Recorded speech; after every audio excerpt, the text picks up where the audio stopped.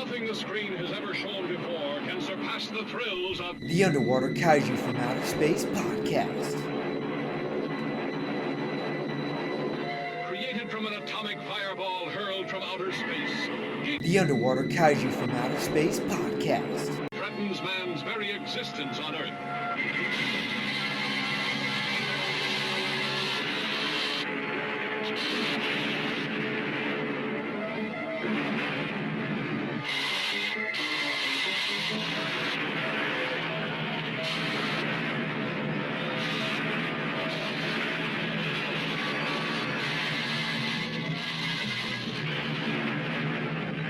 The Underwater Kaiju from Outer Space podcast. Battles Godzilla, Mafia, and Rodan for mastery of the world. Men quake before the terror of their unleashed fury.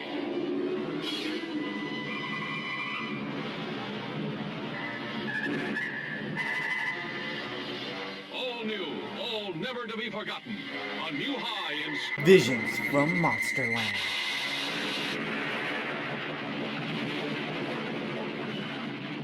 Hello everyone, welcome to Underwater Kaiju from Outer Space. My name is Jerry, and joining me is, of course, Mr. Venom.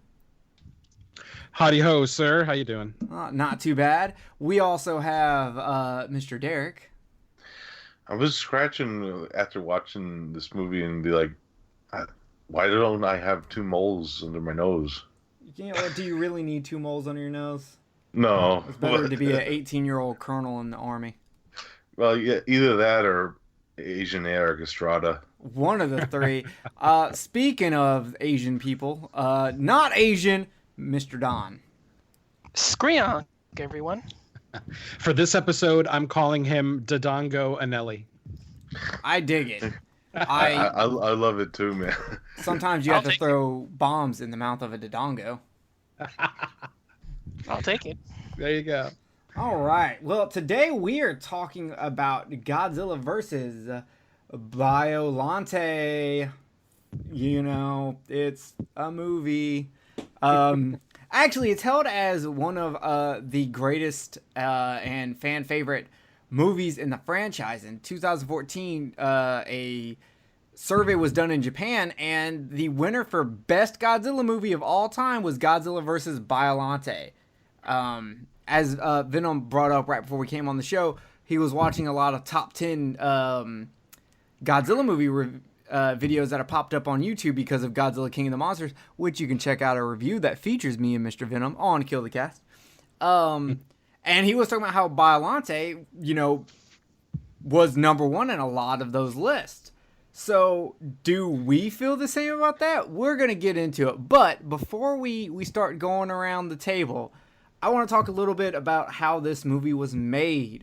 So, much like Terror of Mechagodzilla, this movie was actually a script writing contest, and a dentist won it. And he had written some screenplays before. He wrote an episode of Return of Ultraman when he was 16, and his version of this script was a little different than the version we got. His version did involve a giant plant, and it did involve a scientist whose daughter died and grieving, put his daughter inside of a plant. But he also created this rat monster that Godzilla ends up killing and eating. And the plant monster has the face of a human. Ooh.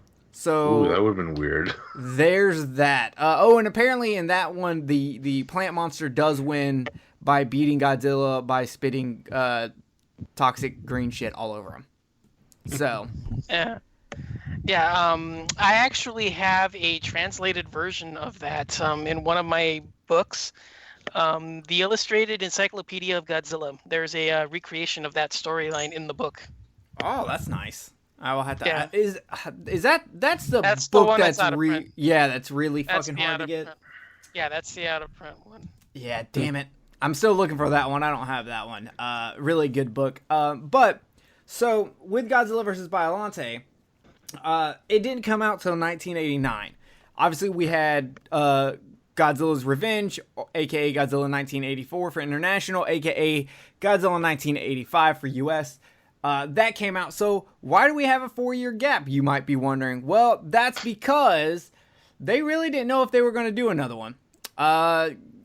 They were going to do another one that was going to come out in 1986, but King Kong Lives came out in Japan in 1986 and did really bad. So they assumed no one wanted a giant monster movie anymore.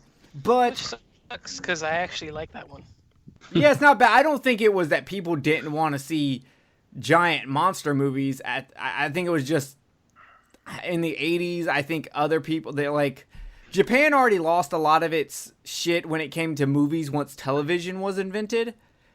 Yeah. The Japanese people just kind of stopped going to movies. That's what happened in the late 60s, early 70s, and I think it just always continued to be that way. And I don't think anyone really wanted King Kong like that. King Kong to me is not a character that if he puts out a new movie, I want to go see. No, I just want to watch the original one over and over and over. I'm trying to remember. Is that the one where there's like a giant open heart transplant in the beginning?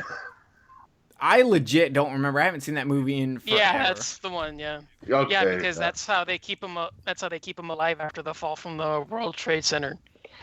They have. Because it was Linda Hamilton's follow-up to the Terminator. Yeah, I remember the famous sleeping bag scene.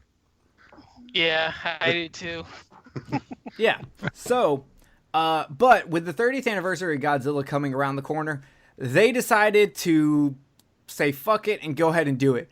Unfortunately, the production took a long time to actually start, which is why there was really no toys for the movie.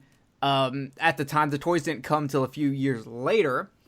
And funny enough, the movie actually had one of the shortest production. When I actually started filming, it actually finished faster than most other Godzilla movies.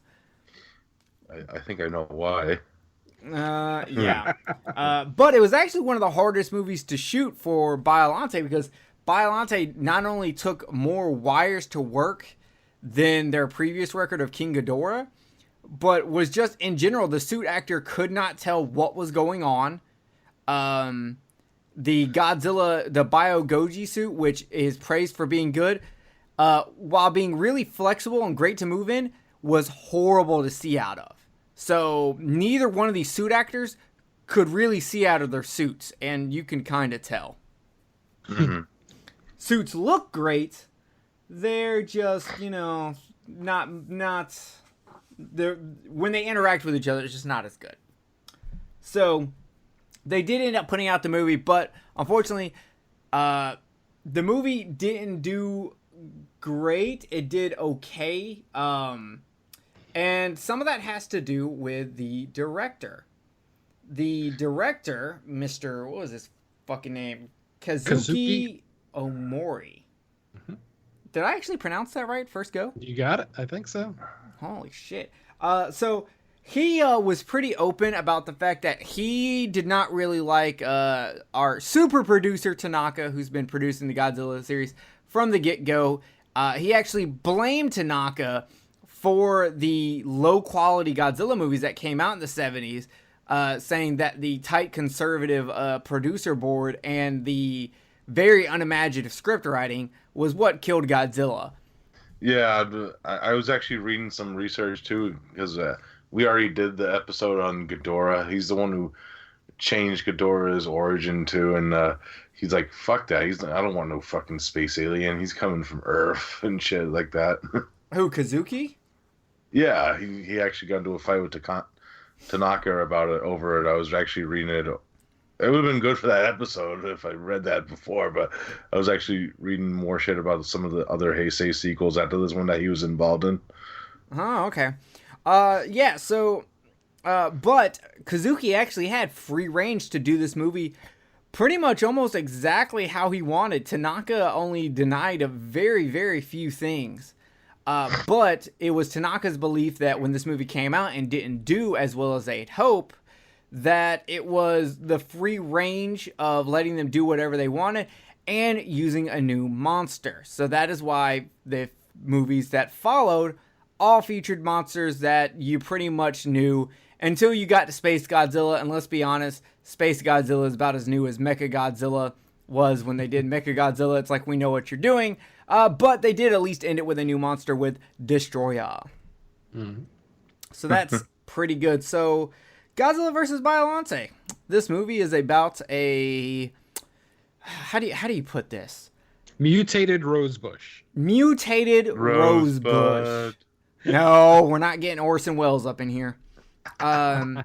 So this movie, the basic plot of this movie is there are a handful of major characters that keep popping up that you will never care about, but for some reason people care about. So you basically have the introduction of our psychic Miki, who will show up through most of the rest of the Heisei series. You've got 2 different guys in the government. You've got 3 different guys that are scientists. And I don't know any of their fucking names because no one said any names in this movie. They did, but they literally said it like once. So as we go through, I'll have to like re-pull up names.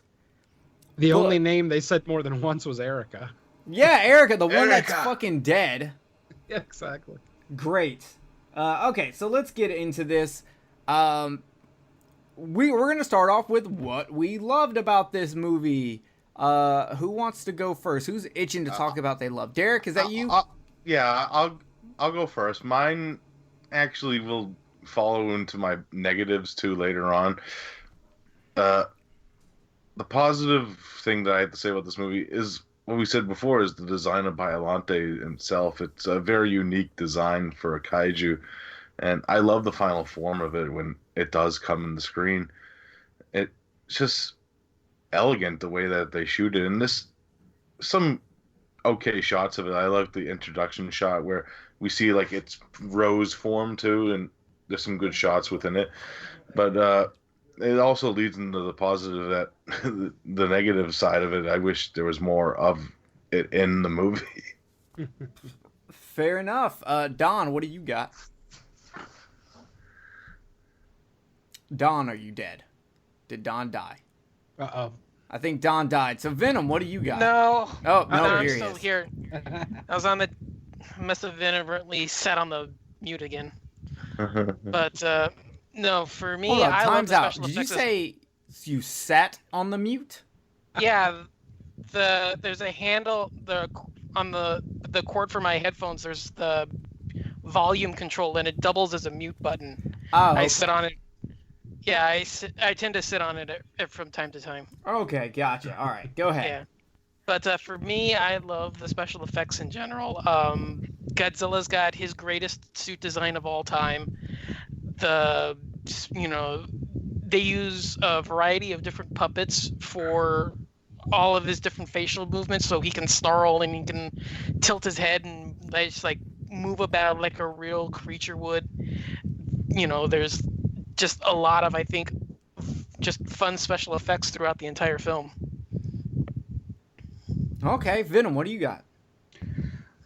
Unfortunately, I don't have a whole lot of positives with this movie, so I kind of have to piggyback on Derek's and talk about the design of Biollante, specifically his evolved form. I really, really like the evolved form of Biollante.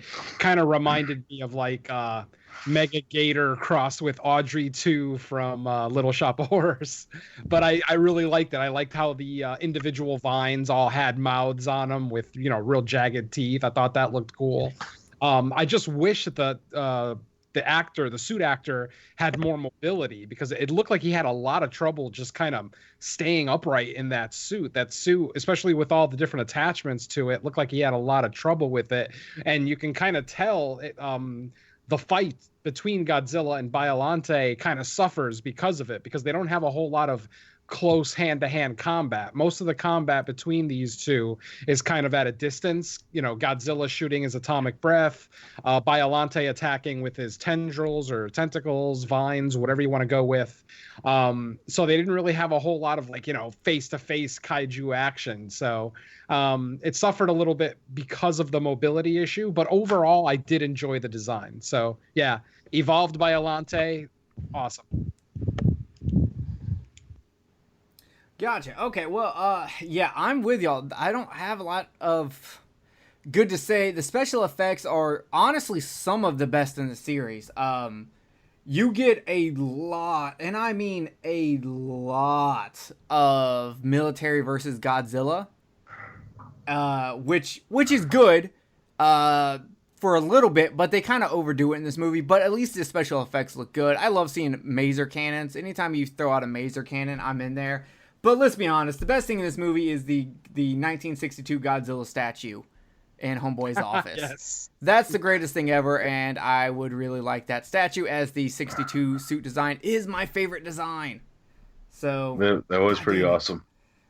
yeah, so let's go into what we didn't like, because okay, if you guys can't tell, turns out we are all not the biggest fan of Godzilla vs. Biollante. I don't know what it is about this movie that does that, but we're gonna kind of figure it out here, and I'm gonna throw out the first pitch here. I'm gonna say that this movie isn't good because it tries really hard to have a good human story, but it never actually seems to do that. It throws a lot of characters at you that it wants you to remember, but they're kind of even though they're all together, they always feel a little too spread out. They never feel like they're all working together as a team.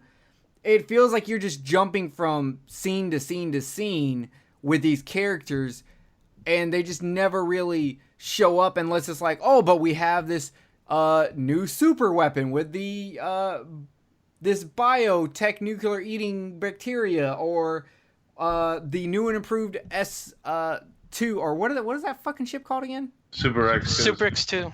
Super X2. Okay, I was close. I said X2. I just forgot the super. The Super X2, like, they kind of always have, like, then they've got, out of nowhere, they're just like, oh, also, we have this lightning control system that we can use to heat up. Like, it just seems you like... forgot about the greatest character of all time, the Seradian agent.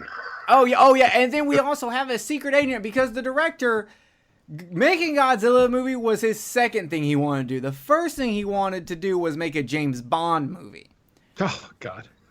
That's legit. He said making a Godzilla movie was his second dream. His first dream was to make a James Bond movie.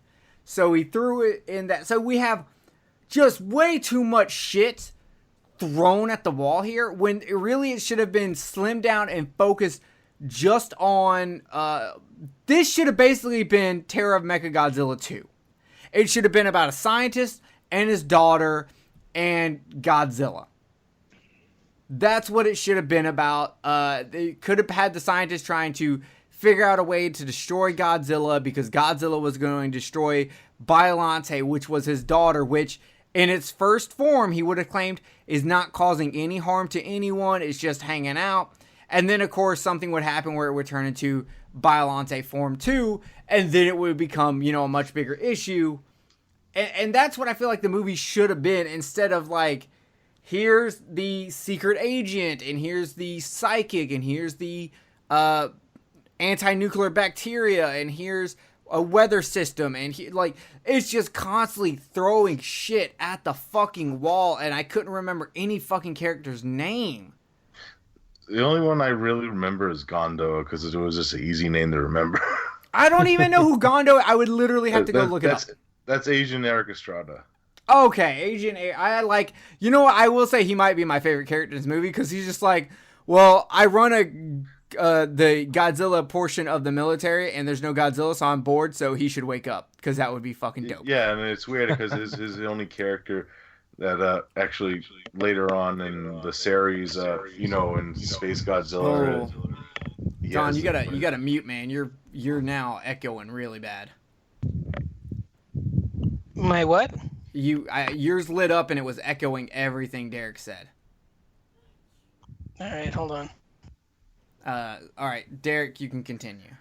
Okay, I was saying, he is the only character that, when we get later in the series in Space Godzilla, it's like he has his buddies going after Godzilla for his death and vendetta and shit, which doesn't make sense when we watch that movie, because this movie technically shouldn't have happened in that one.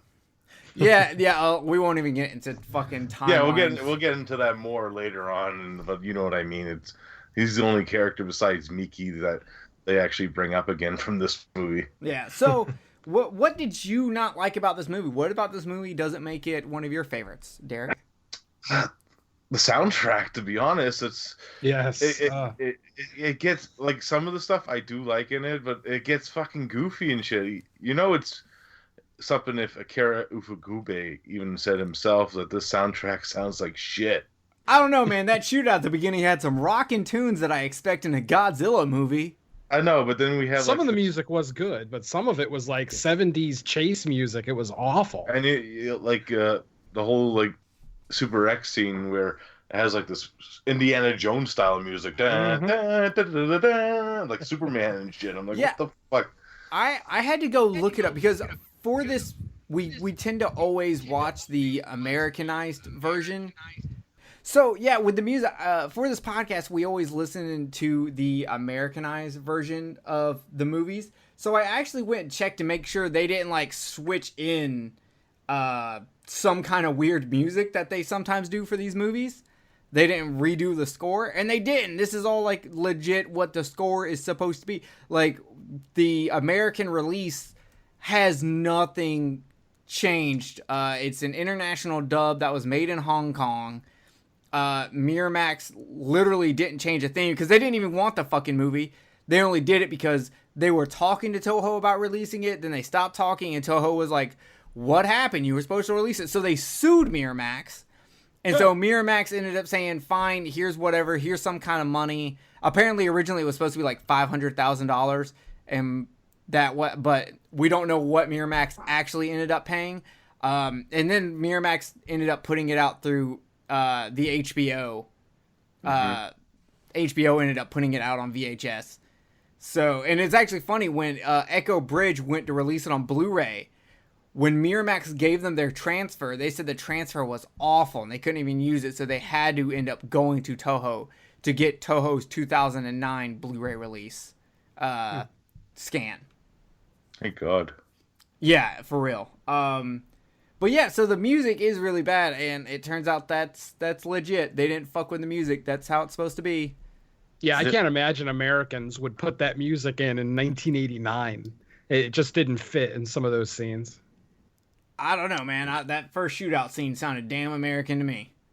Oh, God. Yeah, but it sounded 70s is my point. Yeah, it sounded like a Starsky and Hutch episode. And it's like, this is 1989? That didn't make any sense. That's what I said too, Venom. Like the whole soundtrack with that shootout is like, it's like a sped up, like a Starsky and Hutch fucking version of the Godzilla theme. Yeah, I mean, it's literally chase music from the 70s. You've got the wah wah going on the guitar. I mean, I've heard that music in multiple like cop movies from the 70s, French Connection type stuff. You know what this movie was missing though? Every time the Serradian agent was on, I wore my sunglasses that night. That's funny. I was calling that guy Asian Kenny Loggins. Wow. Okay, this is taking a weird turn, so I'm gonna move it right along. Oh, you know what I called Shiragami? He's the whole movie Asian David Carradine. Oh my God. Don, please come and save us with what you didn't like about this movie. I only really have minor storyline issues with this one. Otherwise, I don't have too many problems with it. I do agree. I know what you're saying about it jumping around to so many different plot points, and that's really where it loses me because it never develops any real motivations or rationales for anything. Like, where's the purpose in bringing Godzilla cells to a rose and utilization in a desert? Like, does a rose really survive in a desert? Like, why would they be using that technology for a rose? That makes no sense. And then there's no real motivation, beyond because they say that he keeps the cells when they come back to Japan, he keeps the cells for 1 week, and then that's the impetus for creating Biollante. Like, you can really create a rose in a week just by putting Godzilla cells into it. Well, no, I mean the rose was already created. In a week he was able to splice the DNA from the rose and the Godzilla cells to give the rose regeneration abilities, so that the plant would live forever. So if you go, it wasn't that they were trying to grow roses in the desert. They were trying to they were trying to make grain that would grow in the desert by splicing it with a desert cactus, so that when this unknown Middle Eastern country runs out of oil, they would be able to overtake America as the top grain producing country. Oh, okay. So yeah, that's part of the whole mumbo jumbo in the beginning. Yeah, because the dub that they use is so low, I barely understood that. Okay, yes, the dub is not good. You know it's bad when. Bad. That's the thing, is that I'd always, because I've seen this several times, I had always assumed that he was using the properties on the rose, that he had put Erica in one of the roses that he was working on, and then brought the G cells into it to create Biollante. That's what he did, but that had nothing to do. No, but I'm saying that his original plan was using one of the roses from his work. That's why he put Erica in the rose, was he took one of the roses from his work. Oh, I just assumed he put Erica in the rose because it's the cliche writing thing to do, script writers. But no, it didn't make any... Like, I want to know, how did he put a soul in a rose? That's what I want to know. They never even explain it to us. No. Like, the craziest thing is, he put his daughter's soul in a rose, instead of just going, he believes his daughter's soul is in this rose because... I don't know, his daughter died, and yeah, you're right, his daughter was working on roses. Yeah, there were roses there. Right, because when he walks in, you see all the roses scattered around the ground around her. That's why I had always assumed he took one of those that was still, functional, spliced her into it, and now wants the G cells to keep it going. So the dub to this is terrible. Just take her blood? Did he just oh, she's dead. Let me scoop up some of this blood and let me grab one of these roses. I mean, if you're going by the Catholic belief of life and death, as soon as the body dies, the soul is gone. Okay, so the daughter dies in the blast. How does he extract her soul? He can't. I mean, assuming that's the mythology you're going with. While I understand why you would assume Catholic because of the pedophilia in Japan having its pedophilia issues, I don't think they're Catholic. Oh no, I'm not saying they are. I'm saying that if you follow the Catholic belief of life and death. In Japan, I would imagine that they follow Buddhist mythology, and I'm not sure how the Buddhists treat that. I know that they believe that every being in the universe has a spiritual, inhabitant sort of, but I don't know how you can transfer from one being to another, or what happens when a physical form dies, the spirit carry on, or does it move to something else, like reincarnation, rebirth. I'm gonna just assume. I don't know the Buddhist mythology. I'm gonna assume it's none of that, and he just kind of went crazy and was like, "My daughter's in this rose." Yes. Like it's some weird fucking Ringu shit. Yeah, it's so weird too, because the whole ending's like, wait, was he right? What the fuck? Yeah, because then the psychic girl shows up and she's like, oh, at first she's like, I didn't hear anything in the flowers, but then later when it becomes a monster, she's like, oh, I definitely hear someone calling out names in this, and I'm just like, okay, I just think you're faking it at this point. Like, look at the whole scene between her and Godzilla where, she's on that helipad and Godzilla's, flashing red, and then she passes out, and then, Godzilla just continues what he's doing, and I'm like, what the fuck was the purpose of this? What in the world is the purpose of the psychic girl, except for they slightly go, can we track Godzilla in a volcano with her? Can we track Godzilla in the water? It's called Godzilla's fucking radioactive. You follow him by following the radioactive. It's not, you don't need a fucking psychic girl to do that. She is utterly pointless in this fucking movie. And it's crazy because she's in every other movie. I don't get what's up with, because Japan's pretty big on the whole psychic phenomenon. They love using that in their science fiction. It's a big part of Akira. Being able to, these people that have psychic abilities. So they just absolutely love the psychic shit. And, in some of the movies, I think they did a better job of it in, say, Godzilla versus Space Godzilla. because they're using it with, oh, we got to use this machine to control it. Like, they're at least trying to amplify it. This is literally just some 16-year-old girl and a bunch of elementary school kids who all drew the same picture. That's it.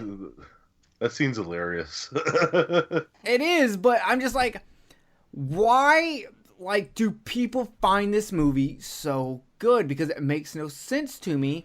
When we sit here and try to break it down and understand it, I'm not captivated by any. Is it just that Biollante, like, is just an amazing design? I think my theory is that I believe Japanese audiences probably appreciate convoluted storylines more than American audiences do. That's true. Like, we want it to be as simple as possible, you know?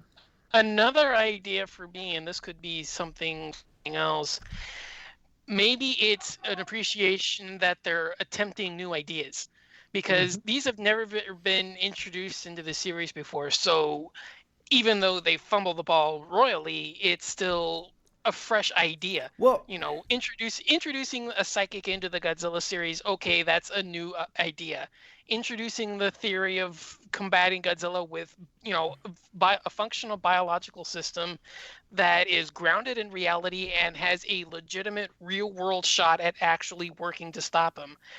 I think that is something to where, you know, they give it props for at least attempting to explore fresh ideas. And then you throw on top of that, you know, stellar special effects, because Godzilla's on screen so often. I think that's probably one of the many factors for this. Yeah, I think you have a good point. And I will say this. The Japanese audience originally did not go out and see this movie. It did not do well, so I don't know how much, like, it's one of those movies that in hindsight everyone loves. But no one gave a shit about it when it first came out. But I think Don does have a point that there were new elements, even though I still think this movie highly kind of rips off a similar scenario as Terror of Mechagodzilla. It uses some of the same stuff, it just convolutes it way more. There are new elements in this that do, because you could argue that the psychic element is in Terror of Mechagodzilla. You could argue you had the same scientist and daughter, but in that one the daughter dies and then the aliens bring her back to life. So they go aliens, and in this one we don't. I think the biotechnology of the anti-nuclear bacteria is super fucking dope. I wish it would have been used in a better way. Yeah. Like, I wish it would have been kind of used how, like, the oxygen destroyer is used in Godzilla vs. Destroyer.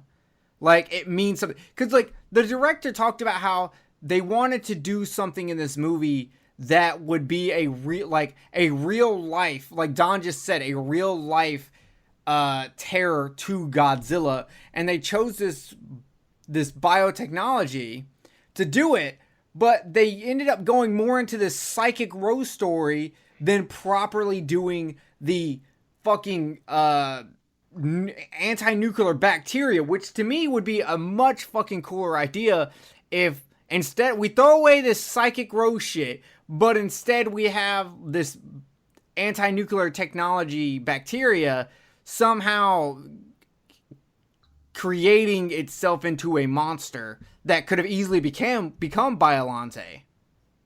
Yeah, the whole other thing too with this, like, the movie's called Godzilla vs. Biollante, and like we said, there's fucking barely any fucking Biollante in the fucking movie. Like, the whole aspect, I think it would have worked better too if, like, you know, after Biollante's rose form, fucking, she turned into, like, maybe a second form instead of going into space for, like, the rest of the movie, and then maybe, like, running away, you know? Well, here's one quick factor. Actually make mobile capable suit designs, because each design of this creature, as good as they are, that is me those clapping. things are literally those things are literally rooted to one spot. Yep. So having mobile opponents would probably have gotten a little bit more mileage out of the design, because as good as those fights are, and I don't mind the fight one bit, I think the second fight is really cool. You can't do too much with one of your opponents standing in one spot. True. All I'm saying is that I had more fun with the Godzilla versus Megaguirus fight. Oh yeah, much. So that's kind of a problem. Like that, Venom. Did we go into why you do like your reason for not liking this movie? This was a first time watch for you, and you were pretty hyped up on this. Well, yeah, like you mentioned at the beginning, I've been watching a lot of the top 10 Godzilla movies and top 10 Godzilla appearances videos on YouTube that have been released since King of the Monsters came out. And Biollante was very high on a few of those top 10s. So I was very excited to go into this. And yeah, I was thoroughly disappointed. Not necessarily with the story, but I mean, first and foremost, the kaiju action. We've already kind of addressed it a couple of times. The lack of mobility on the suits, the lack of close quarter combat. Just it's not what I look for in a kaiju movie, be it Godzilla or not. I like up close, hand-to-hand, scrapping battles. I understand that most kaijus have a long-range attack, be it, some kind of, fire blast or laser out of their eyes or whatever the case may be. But it just seemed like Biollante just completely relied on the distance attacks, and it just took away some of the excitement for me. Like, at no point did I feel like Godzilla was in any danger. I mean, when he took the acid spit to the face, there might have been a little bit of tension there, but for the most part, there was no sense of urgency for me. Like, oh shit, Godzilla might go down or something. Never. There was no sense of worry for me. I don't know. For me, I don't know about you. I love the sight of Godzilla getting his hand pierced. Oh, I think that is miles more effective than any other special effect in the movie. To me, that is the single shot in this movie that I take out of it, is Godzilla's hand getting pierced. Absolutely. Because one, Godzilla's physically injured, but it's done in a unique way. You take his hand out and, okay, yeah, he still got his fire breath, but I think that is one of the best battle tactics ever devised. Yeah.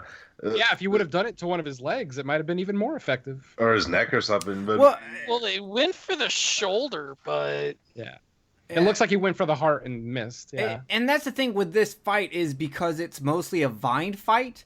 Once they show that Godzilla's fucking atomic breath rips those vines to shreds, it kind of hurts the fight. Like, you just kind of go, okay, yeah, Biollante can keep throwing all these vines at him, but Godzilla can get out of them pretty good. They have the one scene where, he gets his hands pierced and you start getting the mouthpieces biting it.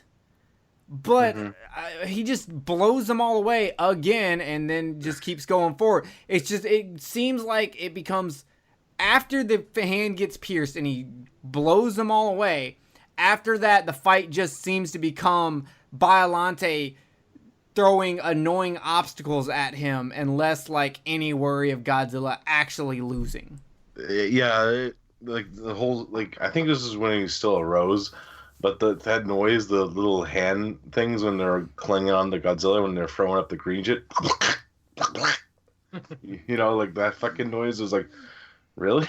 Did we just randomly go into the New York Ripper? What's going on here? Well, I couldn't really do the noise. I was trying to imitate it, but it was like a weird vacuum noise, yeah. I just heard the quack and immediately thought of it. It's almost like an animal snarl. Yeah. So, I mean, I really do think this movie, it had such a great design, but like Don said, the design was not good for movement, which caused not to have a good kaiju fight, like Venom brought up. And then, while it does have great special effects, there's only so much of the military I want to see, and there's just too many times of the military going, here's our secret weapon. Oh, that secret weapon got stolen by terrorists. What do we do? Well, we've got this other secret weapon. Oh no, Godzilla broke this secret weapon. Well, we got this stuff back from the terrorist. Let's use it. Oh, well, it's not working because we forgot that Godzilla's cold-blooded. Yeah. He's too cold. We gotta warm him up. And I'm like, what do you mean you have to warm up someone who's fucking firing nuclear fucking... It would have made sense, like how they did it in Destroyer, where they're like, we've got to cool him down so he doesn't blow up. He should always be fucking hot, not cold. What the fuck Yeah. is that? I don't get it either. I don't Well, think the there only was. thing. Go ahead, Vin. I was just going to say, I don't think it was necessarily that he was cold. I think that he was just cooled down enough that the bacteria wasn't working. Like, if he was out of the water and his internal, whatever you want to call it, his internal nuclear center just kept getting hotter and hotter, that it would be enough. But when he's in the water, it may not necessarily cool him down to where he's like our body temperature, 98.6, but it's probably low enough that the bacteria doesn't work. Well, I'm saying like an effective temperature for a being of his size, because Absolutely. he's what, like 100 times our size, so like an equivalent temperature to him. Yeah, well, So, my whole thing is... Okay, so I'm saying it's like, okay, for maybe like, for human sake, maybe if, the bacteria would work at a body temperature of, say, 100 degrees comparable to us. Whereas if Godzilla's comparable body temperature would be 98.6, the bacteria would work at a comparable temperature of, say, 100. So it's hot, but it's not fat. It's not, high enough to work at its maximum. Well, my problem is just that for a country that likes to kill sharks, they sure don't have a good understanding of how this works. Because if you look at a shark's blood is super hot because it's in cold water constantly. Godzilla is a deep sea monster. It is in cold water a lot. Therefore, it should have hot blood. It should have a hot body temperature, way hotter than fucking what this nuclear shit should need, this anti-nuclear bacteria, to work. I just feel like they threw in this anti-nuclear bacteria eating stuff, and they didn't flesh out the science behind it or anything. And when they finally started to quote unquote use it, they had to throw in another, we have weather changing abilities, so that they could bring the body temperature, which made no fucking sense. Like, I'm not a scientist at all. I've never even played one on TV. But I know enough to say that none of that fucking made sense whatsoever. Well, I will say this. There is that one shot just immediately after, just before Biollante appears. There's that shot of him where he's walking like he's drunk. So to me, that suggests that the bacteria is starting to work. But it's just one of those where, if that was the case, why didn't it work in a heightened sense when he's actually been battling? Like, he should have been completely overmatched the entire fight and had absolutely no real fighting capabilities at all. Yeah, exactly. Him stumbling around, that's just me when my blood sugar's low. That's nothing. And then later on, and after that, and like, the water must have cooled him down. I'm like, get the fuck out of here, movie. Yeah, there's so much wrong with this movie. And I get that the great monster design and great special effects, and it's the introduction of the Miki character. But goddamn, this story is a mess. Well, yeah. One thing I get: how do you guys feel about the Super X II? Because I didn't really care for it at all. Awful. That was pointless. lame. Once they broke the mirror, mirror, it basically became a paperweight.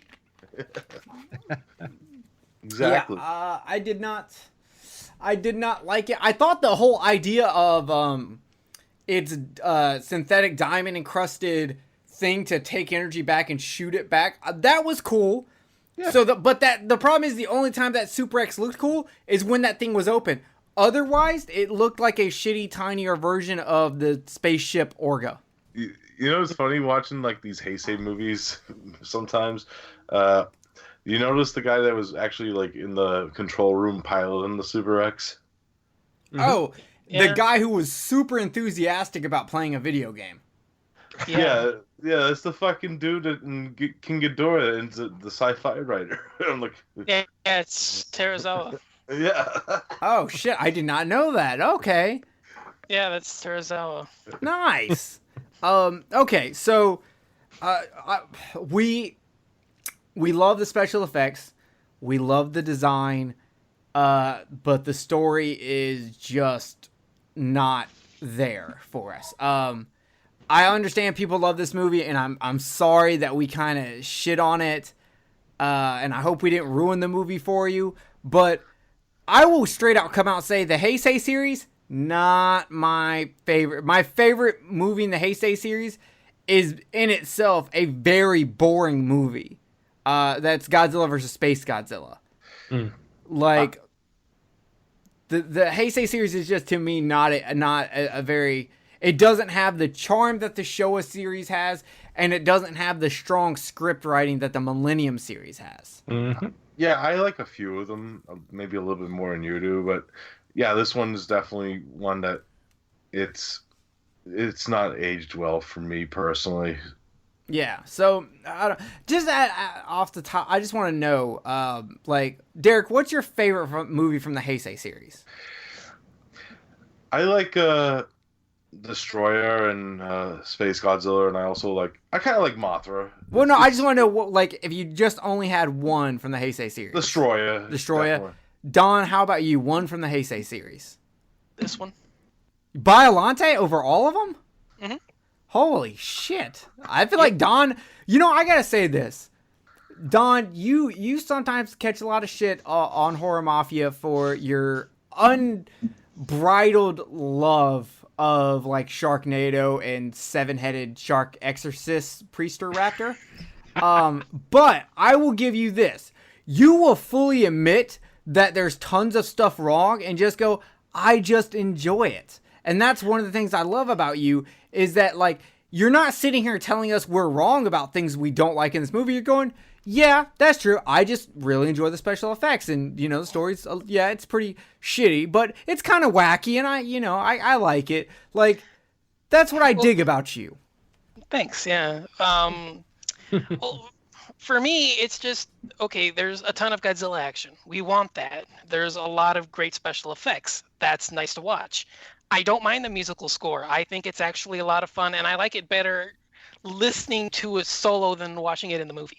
Because actually, when we're watching the movie, the only song I actually like is the naval confrontation with Godzilla. When just the second he walks out, when he walks out of the volcano and they're attacking him, just immediately afterwards, that song that they play is actually my favorite song in the movie. That song rocks. I like that one. Yeah. Which one was that? Okay, when Godzilla gets when Godzilla gets released and the military's, like, just bombarding him with all the destroyers and all that. Oh, okay. It's the first attack when he meets all the naval ships. Oh, okay. Yeah, I do that. Gotcha. Yeah, I like that too. I mean, and for whatever favorite. it's worth, I'm not a fan of this soundtrack, but I gotta say, I love that disco version of the original song. I thought that was awesome. All right, Fukube is pissed at Venom for saying that, so... Hey, whatever. Well, the thing is that I actually like the soundtrack listening to it separate from the movie. I actually go on YouTube and listening to the suites on there. I actually like the soundtrack a lot more than putting it into the movie. Because putting it into the movie, it sounds like it's a jungle movie. It sounds like a jungle adventure theme. Like, I don't know what the hell they're doing with Super X. That thing is just... That song is just it sounds like it would fit more in like Mothra, the Mothra movie. That piece yeah. But yeah, so for me, it's just a matter of it hits all of the spots that I want in a Godzilla movie, but it's just one of those where the story is just enough to hold it back for me. Like, I would probably put this in my top 10, but it's not going to be in my top 5. It's going to be 8, 9, or 10 somewhere. But it's your top-rated Heisei. Right. Okay. Yeah. All right. Yeah. Venom. Now, Venom. Out of all of us, you are the one that will actually get a lot of first-time watches when it comes to Godzilla movies for us. Have you seen everything in the Heisei series? I've seen everything but Mechagodzilla 2. Okay. That one's also boring. Good. Which sucks because the Rodan design is amazing. But it gets bogged down by this weird Godzilla baby Godzilla fucking thing. And the Mechagodzilla design is awful. I will fight anyone on that. That design is awful. It looks like generic dinosaur robot. It looks like a chubby T-Rex. Power It Rangers. looks like a rejected. Looks like a rejected Dragon Zord from Power Rangers. Yes, Derek and Don just kind of hit it together at the same time. Yes. But the Rodan design is fucking great. Nice. But yeah, okay. So out of the ones you've seen, what do you think is your favorite Heisei? Destroyer, definitely. Destroyer, okay. And mine, like I said, is Space Godzilla. I just love the design of Space Godzilla. My X Plus Space Godzilla is one of my favorite figures I have. I'm just a huge fan of that design. Even though I know, yes, it's just Godzilla, but it's like goth Godzilla. You know? Like, I'm down I was for thinking that. kind of punk. He is Punk kind of Godzilla punk. with all the He's- spikes, yeah. Yeah, but I mean, he's very dark. He's That's true. he's listening to Dead Kennedys and Cradle of Filth at the same time. You know what I'm saying? There you go. I don't know why Cradle of Filth was the first one that popped in my head, but my brother, like when we were growing up, like my brother was super goth and I was like into the hardcore scene. But I remember him super loving Cradle of Filth, so like that's why Cradle of Filth popped in my head. Gotcha. I think I like one song by Cradle of Filth, and I think it's just because the music video is basically sallow. So, I love early Cradle of Filth. Midian is one of my favorite albums. yeah. So I'm not a metal guy, so I don't really get into metal, but I think they're very talented. I just don't get into metal. That's not your thing. They make great videos. They do make great videos, and they make great shirts. I like their I'll go with shirts. Okay, so does anyone raise your hand? Even though I can't see you, does anyone have anything else they want to say on Godzilla versus Biollante? Oh, Derek. Yeah, I'm just gonna say this with the whole thing about it. You know, it's definitely one that's gonna be mixed with a lot of people with the story and the pacing issues of it. You know, I'm not saying that I flat out hate it like a lot of people would. I think there's some good shit in it. It's one of probably the better concepts for a Heisei movie, to be honest. You know, but it just has some pacing issues for me personally. But I can still watch it, and it's going to be a little while longer before I watch this one again.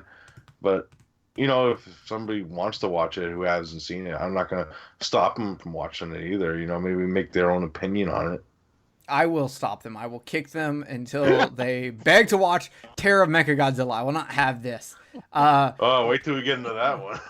Oh, y'all dare talk bad about that movie, we will fight.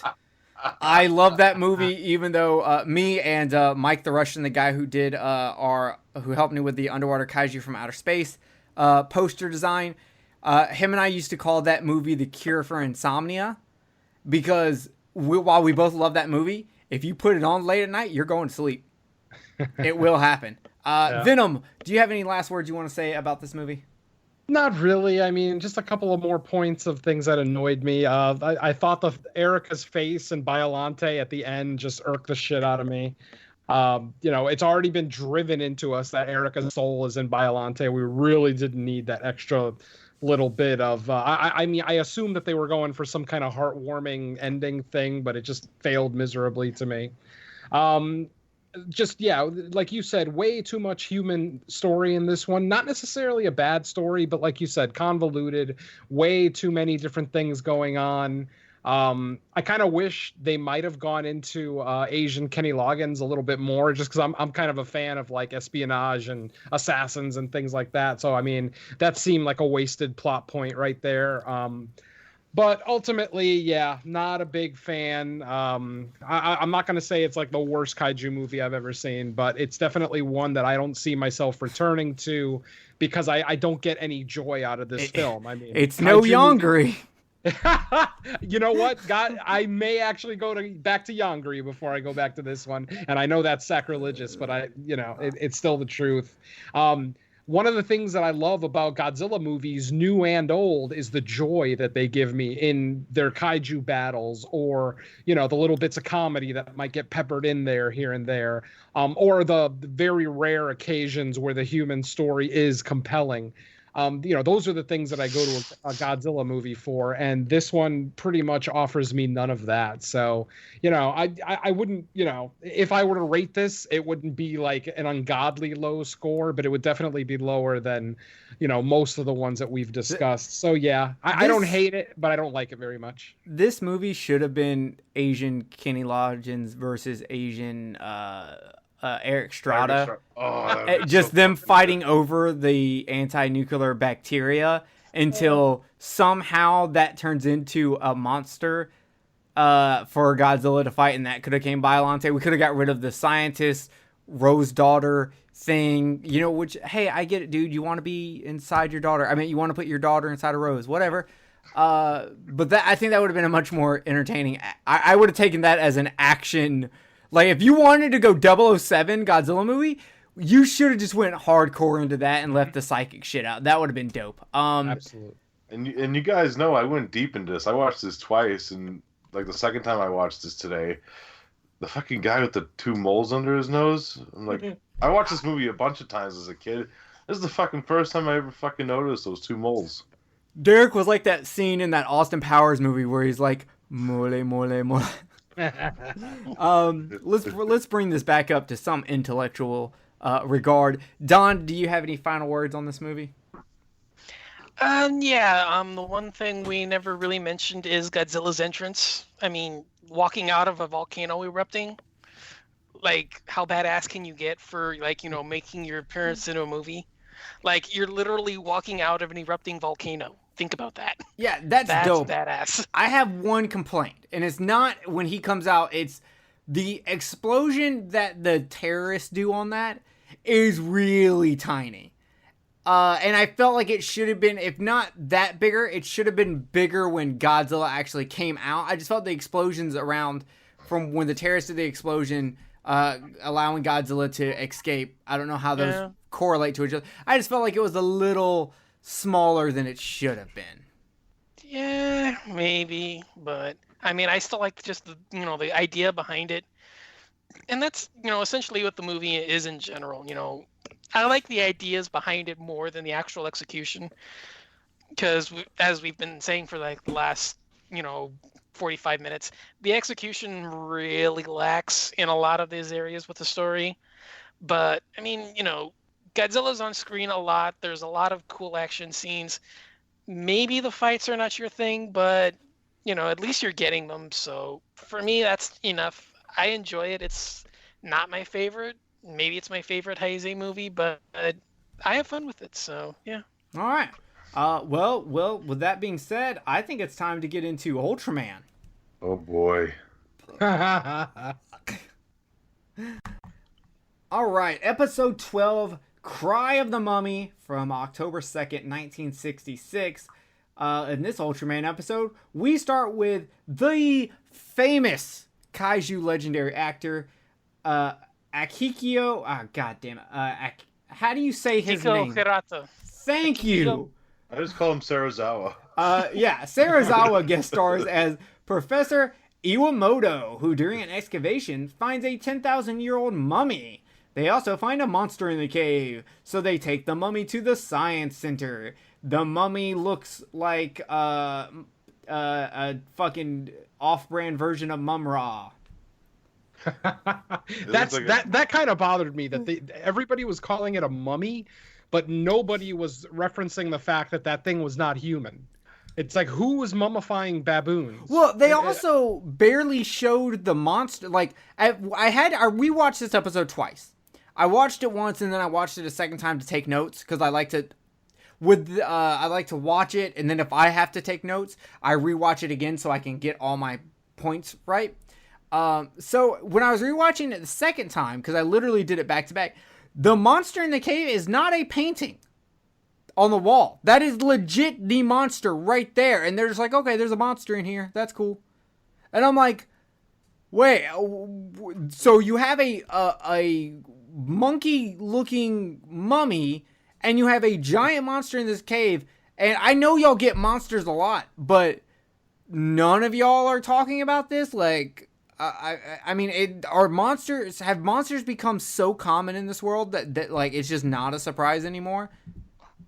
Well, my initial thought was maybe they assume it's not the monster, just a statue of it.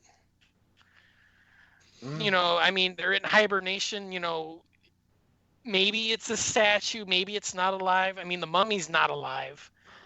So maybe, you know, okay, it's the monster may not be alive, maybe it's a statue. I mean, you can probably go either way, but that's still calling it a stretch. Yeah, I mean, that's a good point. They could have just thought it was a big statue. That's true, because a lot of mummies are taken from, you know, places where they have that kind of shit. So, okay. Well, the mummy is taken to the science center. Later that night, somehow the machines turn on, the levers get pushed up, causing electricity to hit the mummy, who wakes up.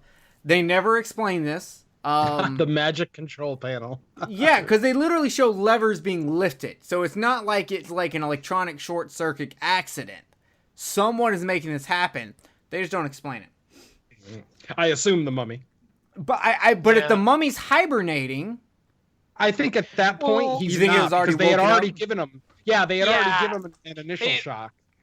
Yeah, Well- when we first walk in, there's maybe a 5-second shot of Iwamura in the room where they're blasting it with radiation before they say, "Okay, folks, that's enough for today. Let's call it." okay, because I was a little confused on that, because in that, the electricity that you see later on shoot him in the scene where he wakes up, that electricity in that first scene is not actually touching him. It's being shot above him, like around him, which I guess is creating the radiation that they're using to like X-ray it or something. Right. So and pretty then- much this is Time Walker before Time Walker. I don't get that reference, but okay. It's a killer mummy movie from the 80s. They kind of wake the mummy up the same way. Oh, okay. So yeah. So it wakes up, and the mummy attacks one security guard by choking, and when the other hears the roar, it runs to find the mummy and is able to hit the alarm right before the mummy hits him with his Ghidorah eye beams.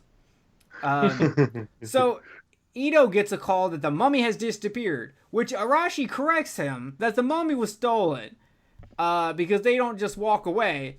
But Ito's like, no, the guard said it literally kicked their ass and walked away.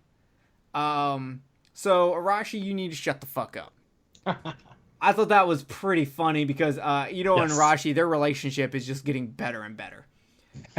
So the mummy has escaped into the sewers, and it has killed 2 more cops, which I watch it with the subtitles on just because for some reason my set, if I don't have the subtitles on, it will not put subtitles over the Japanese scenes that get added. Same. Same. Okay. With me, yep. Yeah. So I have that in there. So I will say in the Japanese version, they clearly say the cops are killed. So Professor Iwatamoto says the mummy was in hibernation and not dead. The mummy is running around in the sewers, but they trapped him. He gets into a fight and he beats up everybody. Y'all cannot fuck with this mummy. This mummy would win every Royal Rumble ever. Yeah. Why no one has used this mummy character in Kaiju Big Battle, I don't know, because he would win every single time. We should do an episode where we should do a commentary track on Kaiju Big Battle. That would be dope. Awesome. I want to see what Venom thinks of that. Venom, have you ever seen it? I have not. Oh, I'm gonna rip. I have one DVD of it. I will rip it and Nice. upload it for y'all. Nice. Okay. So the mummy gets shot in the shoulder with a gun. So he's like, "Oh, we're shooting now. We're not just gonna do this hand to hand like men. We're gonna okay, fine. Eye beams, bitch." And he starts shooting everybody with eye beams. But Arashi comes in and uses that ray gun to put the mummy down. Now, unfortunately, they did want to catch the mummy alive, but they couldn't. So then we go to the monster breaking out of the mountain. And this looks like a rubber dragon horse. Wow. And his The name first 2-man kaiju suit. is... yes. And his name First is... of many. Yeah. Dodongo. Dodongo, which, for all you Legend of Zelda fans, no, it looks nothing like a Dodongo from that series. It looks like the Creeping Terror. And...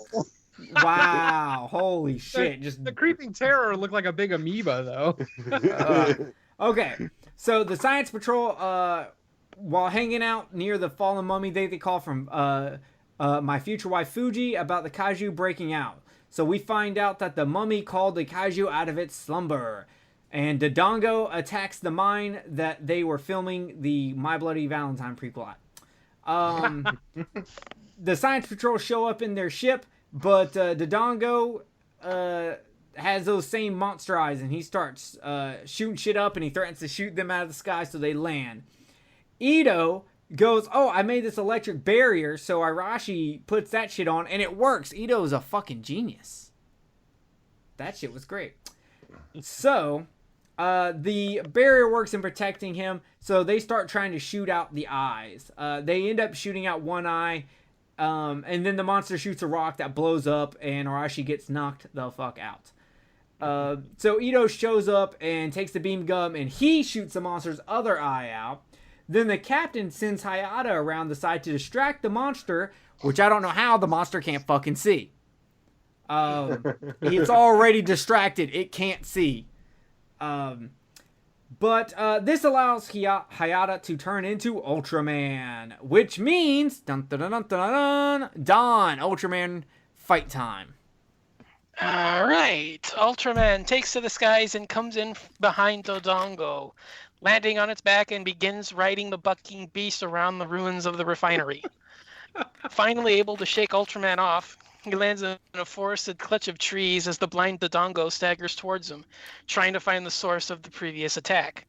Ultraman dodges a blind charge and mounts a side headlock on the creature, but that causes Dodongo to start wildly jerking around, causing Ultraman to loosen his grip on the creature before he is finally thrown off. Time out. I just want to point out the fact that you said he's jerking around, so Ultraman had to loosen his hand grip. Are you trying to make masturbation jokes, or I'm just trying to figure out if this turned into some really weird kaiju horse erotica. If you want to add that, that's fine with me. Okay, I'm sorry. Continue. Okay. Oh, you got me on that one. All right, with the blind creature still charging towards him and the color timer starting to blink furiously, Ultraman delivers a specium ray blast to the creature's head and neck, knocking the creature to the ground, where apparently the suit actors can't write themselves anymore, so they just yell off screen to die, damn it. Allowing Ultraman to stand tall. Oh my god. Okay. Oh my god. I've got to say something here. There is one scene, one camera angle when Ultraman shoots his beam and they do that point of view from behind his hands. Right. Oh my god, I love that. Yeah, that was cool. Okay, so Ultraman starts flying away. I also want to point out that if they could shoot out the monster's eyes, I think they could have beat this monster without Ultraman. Mm-hmm. I don't think this I don't want to offend anyone, but I do think this monster had a mental retardation. Mm-hmm. I do think that its hibernation maybe went on a little too long and it's not mentally there. And you blinding it and then riding it is not helping. Okay. Anyway. So, Ultraman shoots this energy. This is the first time we've seen this, right? Ultraman shooting an energy ring that transports Hayata down back to Earth. That's the first time I've seen it. Yeah, I always thought the reverse transformation, yeah. Right, because we've seen the transformation. We've seen Hayata into Ultraman twice, but we haven't seen Ultraman to Hayata. Yeah, and I just wonder, is this how it's always done? And to me, is it a little weird that he shoots energy out of his hand that then teleports somewhere and then creates Hayata? I thought Ultraman would turn into a puff of smoke or something, and then you would just see Hayata. Well, I think what he's doing is he's removing Hayata's influence from within him, but he's using it as a protective barrier, so that way he lands safely. Okay, maybe that's what it is. I don't know. I just didn't. So it's cool, but at the same time, I have questions. I mean, it's a unique feature, but for me, I look at it as Ultraman knowing, okay, the fight's over. I've got to get Hayata back out of me before I expire. So he's using a protective barrier to place him safely. But isn't Ultraman inside Hayata? Ultraman had to go into Hayata to save his life. No, because remember, because what happens is he releases the essence with the beta capsule. That's what he does. So so Ultraman is inside the beta capsule, not inside Hayata. I thought he was always inside Hayata, and it was him coming out of Hayata. He's coming. Right.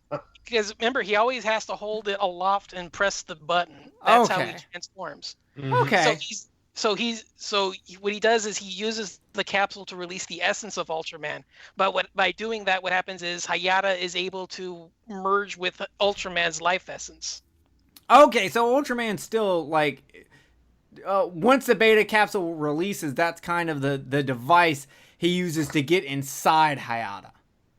Right, Hayata is like a human host. Yeah. But using the beta capsule, that releases the essence. Can I use the beta capsule to make Fuji my human host?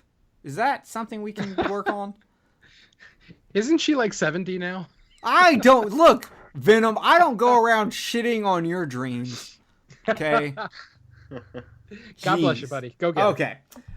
So we find out that Hayata's transformed on the top of a mountain. Professor Iwamoto informs him that the mummy died at the hospital, and upset he will never know the secret of how the monster stayed alive in hibernation for so long. Ito points out that Hayata stands like Ultraman. Now, in the Japanese subtitles, it actually says something more akin to, I kind of wonder if Hayata is Ultraman, which is kind of them basically saying, I never see Ultraman and Hayata at the same fucking time. They're starting to put it together. Yep. Yeah. It only took them 12 freaking episodes. Yeah, they're starting to get it now. So it'll be interesting as we go forward to see how long it takes them to put it together. But okay, we're going to go round table style to see how everyone felt about this episode. And I'm going with Venom first because I really want to know what he feels, because he was pretty excited to talk about this episode. Dude, I have so many problems with this episode. I mean, starting first and foremost with the fact that these people are all acknowledging that this thing is a mummy, but no one is acknowledging that this thing was never human. This isn't a mutated human being. I mean, this thing looks like he was some kind of bipedal ape bat creature. Yet no one acknowledges it. Everybody's like, oh, it's a mummy. So, yeah, that irked me right away, right off the bat.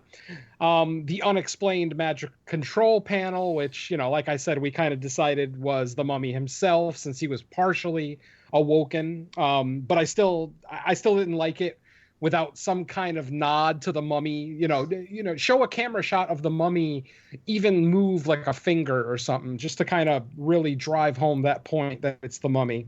Mm-hmm. I feel like when the mummy killed that first cop, that was the fastest choke out ever. I mean, he literally had his hands around the guy's neck for like 2 seconds and the guy just passes out. Which obviously, as anybody who's ever choked another human being knows, that's an impossibility. But tell us about this choking other humans out. Dude, choking someone is not easy. It's not like in the movies where you choke them for like 5 to 10 seconds. You literally have to choke for a minute or two. Don't forget, the brain can go without oxygen for up to a minute without any major damage, or more than a minute, really. So.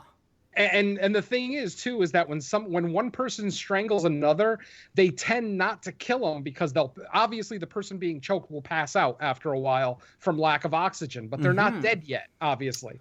Don't ask me why I know so much about choking people. Because I was getting a little curious. Because I remember a long time ago on 4chan.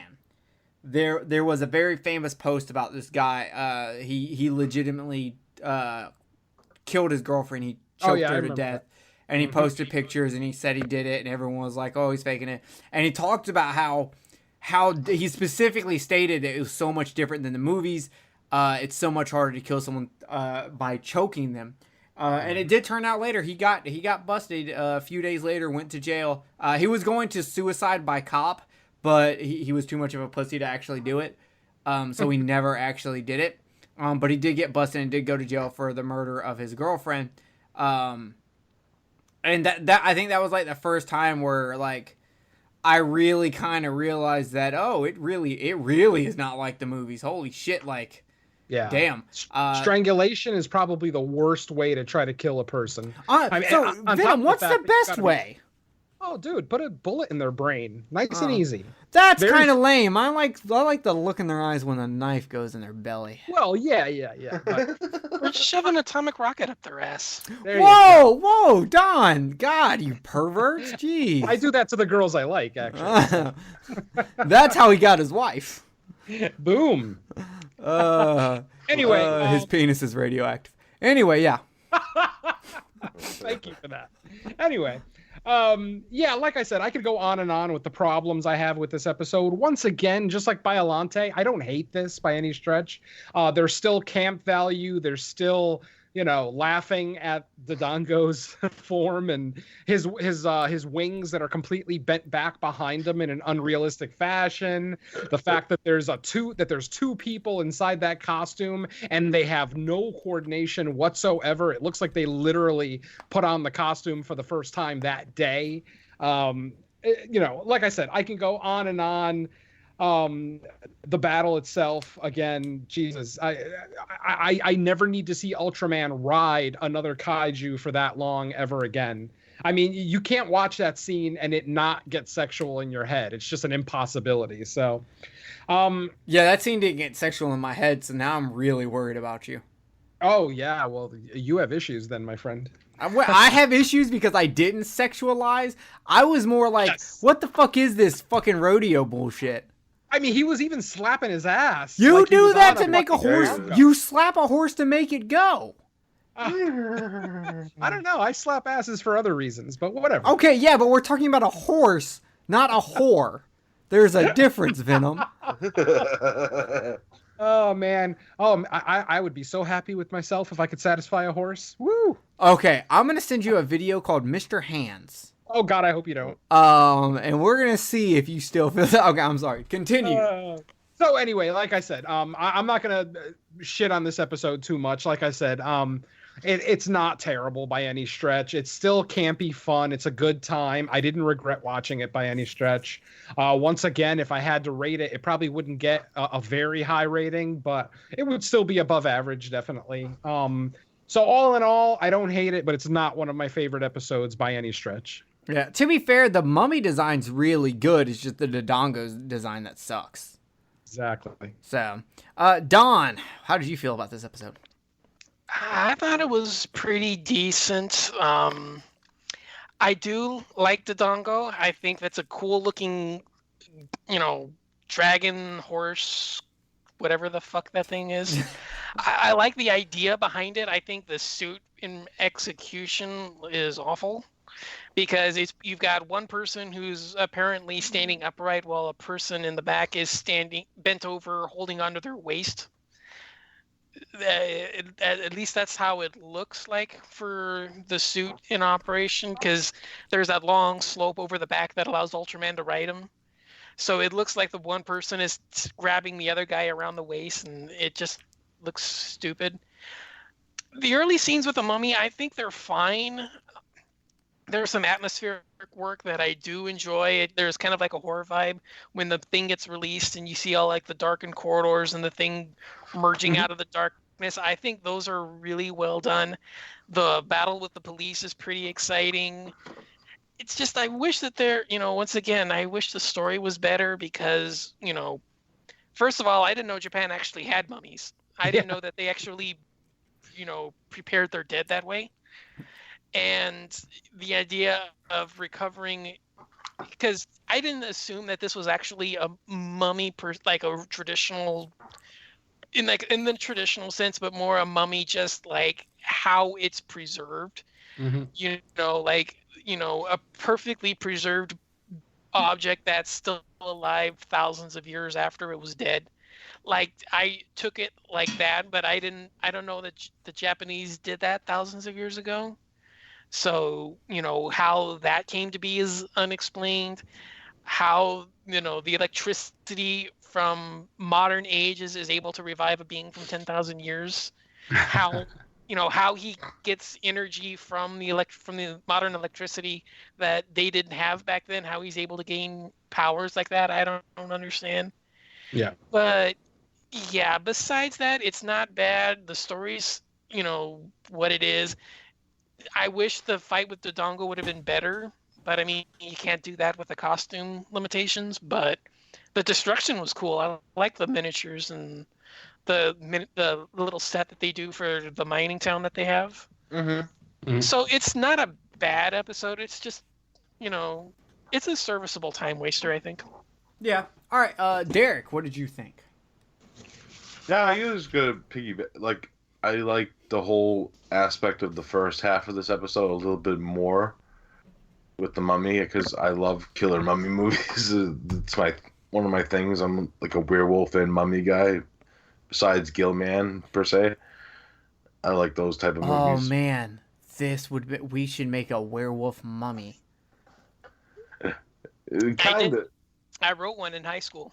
A werewolf mummy? Yeah, the guy was bitten, but they didn't realize that he would turn into a werewolf. So by day he's a mummy, by night he's a werewolf. Oh man, he gets put in his coffin and stuff, so he can't see the moon, and he's buried so far underneath that the moon can't affect him. But when they excavate him and they bring him out, and the moon can finally affect him, and he comes back to life because he gets turned into a werewolf by the moon, and it's a werewolf covered in bandages. I'm so fucking down for this. Yeah, I wish I had the story for that. Fuck it, we'll rewrite it. It's around here somewhere. I gotta dig through all my high school. I wrote a bunch of those kinds of stories in high school. I gotta dig them out of my collection somewhere. I really did. I called it Full Moon in the Desert. Ah, I gotta say, I wrote a stupid story when I was like in elementary school. And it could work nowadays because of all the shitty sci-fi shark movies. But I wrote a story about a kid who watches a shark break through the wall of his in-ground pool. And now there's just a glowing white shark that swims around in his pool. Nice. So, anyway, Derek, like you were saying? Yeah, I like that aspect of it a little bit more than the second half, just because I like the design of the ape man / mummy character, and it does have some creepy moments, like Don said, when it's just lurking through the hallways, and that when he just runs through the stairs, and that one guard comes to him before he does the eye beam. I like that aspect of it, but then the dragon comes in, and it's just goofy looking. Like, it just looks goofy to me. I like the idea of it, but it's kind of the execution of the design's not that great. But the fight had me rolling when he's just riding. I was just fucking dying. That's when I was laughing at this scene. It's what it is. I wasn't bored by it. I can't say that about this episode. And I actually watched the foreshadowing. I watched the episode after this one. And if you had problems with the kaiju fights in this one... Oh, Lord. All right, so a little bit of fun facts. The lion roar is a modified lion growl. So that's fun. Dodongo, I want to say, what was it? He was like a modified Mothra roar? Mm-hmm. I think so. Yeah, it's the chirp from the... I think it's the flying stage. I think it's the chirp from the flying stage Mothra. They just say reused roar from Mothra, but it doesn't specify any of that, unfortunately. I think it's the flying one, because I don't think the larva ones have a long enough one. But yeah, it's a Mothra chirp. Okay, dope. And as for me, I dug this episode. I had some fun with it, but mostly the first half I dug with the mummy. The second half was just me wanting to riff tracks this episode is just ripe for Mystery Science Theater 3000. It was just so ridiculous towards the end. That monster design was just awful. It did not make for a good fight. I'm kind of glad the fight got over very quickly. I had more fun listening to Don describe the fight than watching the actual kaiju fight, and that shouldn't happen. Now, Don's amazing at describing these fights, but I just still enjoy a kaiju fight visually more than hearing about it. But somehow that didn't happen here. I don't know if Don was just exceptionally on fire tonight, or this was a really bad fight. I will leave that to the audience to decide. But I dig the Mummy. I really kind of wish it would have seen more. I would have been kind of okay with no Ultraman in this episode and no Dodongo, and it would have just been them fighting the Mummy the entire time. Yeah, it would have been like an old school Ultra Q episode, kind of. Yeah, exactly. And I haven't watched a lot of Ultra Q. I really want to, but I don't want. I haven't spent $40 on that DVD set. One of these days, maybe. But right now, $40 on that DVD set ain't happening. And I can't find that shit to download anywhere or even to stream anywhere.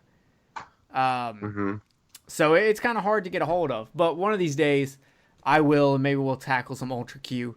But it was an okay episode. I'm kind of right on the middle ground for it. So we'll see what happens as we continue. I feel like we started off pretty strong in Ultraman, but I feel like we're starting to get a couple episodes now that I'm kind of like, I don't know, because I really didn't care for the ruffian from outer space either. So I need a strong episode.